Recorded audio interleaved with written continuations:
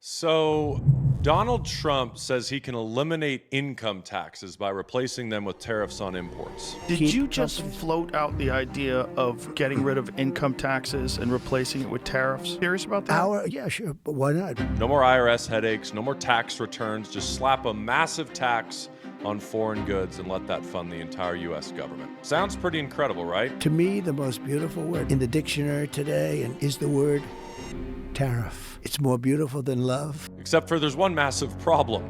The numbers don't add up at all. When I'm president, I will put 100 or 200% tariffs on every car. They'll be unsaleable in the United States. This isn't some bold new idea. Tariffs were a primary source of government funding back in the 1800s, but back then, the federal government spent around 3% of the total economy. Fast forward to today, and the US government spends about 22% of the total economy, nearly 10 times as much. Trying to fund a modern government with tariffs alone is a lot like trying to power a Tesla with a gallon of gas. It's simply not happening. Now, instead of just taking my word for it, let's break down the actual numbers and see just how bad this idea really is. In 2024, U.S. Customs collected $77 billion in tariff revenue, which sounds like a lot until you realize the total federal revenue was $4.9 trillion.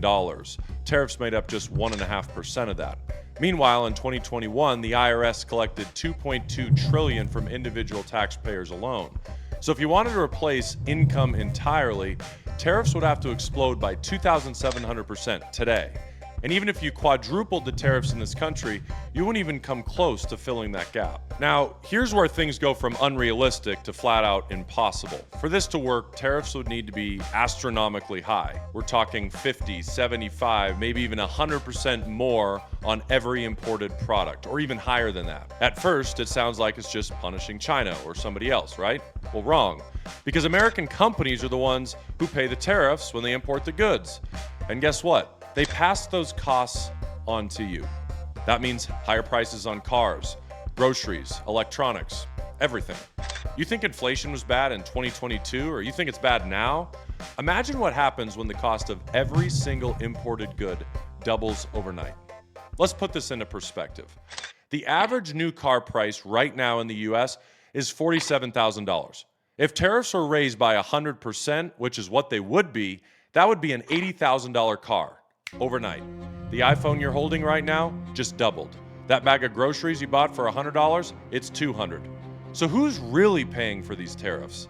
You are. Now let's just pretend for a second that businesses just ate the cost of the tariffs and didn't pass it on to us, the consumers. That still wouldn't work, because when tariffs go up, companies stop importing as much goods. And when imports drop, so does tariff revenue.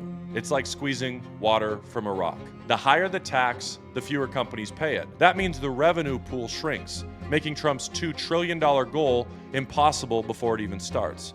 This isn't just speculation, it's basic economics. It just won't generate enough money. It would destroy imports, it would tank the economy, and worst of all, Americans, not foreign countries, would foot the bill. This isn't a policy, it's a total fantasy to make you happy. If you actually want to keep more of your money, tariffs aren't the solution. You need a real financial strategy.